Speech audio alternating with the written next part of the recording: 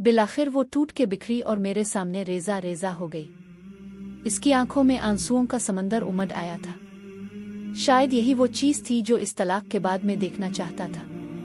अगले रोज़ पूरा दिन अपनी नई मोहब्बत के साथ बता के जब मैं थका हारा घर पहुंचा तो वो मेज़ पे कागज़ फैलाए कुछ लिखने में मसरूफ़ थी। मैंने इस पे कोई ध्यान न दिया और जाते ही बिस्तर पे सो गया। देर रात जब मेरी आंख खिली तो वो तब भी कुछ लिख रही थी। अब भी मैंने इससे कोई सवाल नहीं किया। सुबह जब मैं उठा तो इसने तलाक की कुछ शराइत मेरे सामने रख दी। इसे मेरी दौलत और जायदाद में से कुछ नहीं चाहिए था। वो बस 1 महीना मजीद मेरे साथ रहना चाहती थी। इस 1 महीने में हमें अच्छे मियाँ बीवी की तरह रहना था।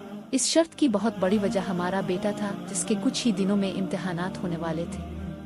वालिदैन की तलाक का इसकी तालीम पे बुरा असर न पड़े इसलिए मैं इसकी ये शर्त मानने को बिल्कुल तैयार था। इसकी दूसरी और अहमकाना शर्त ये थी कि मैं हर सुबह इसे अपनी बाहों में उठा के घर के दरवाजे तक छोड़ने जाऊं, जैसा शादी के इब्तिदाई दिनों में मैं करता था। वो जब काम पे बाहर जाने लगती तो मैं खुद इसे अपनी बाहों में उठा के दरवाजे तक छोड़ आता था। हालांकि मैं इसकी ये बात मानने को तैयार नहीं था, लेकिन उन आखिरी दिनों में इसका दिल तोड़ना मुनासिब नहीं लग रहा था, इसलिए मैंने ये शर्त भी मान ली। इसकी उन शराइत के बारे में जब मैंने अपनी नई मोहब्बत से जिक्र किया तो वो हंस बोली, वो चाहे जो भी कर ले, एक न एक दिन तलाक तो इसे होनी ही है। मेरी बीवी और मैंने अपनी तलाक के मामले से मुताल्लिक किसी और से जिक्र न किया।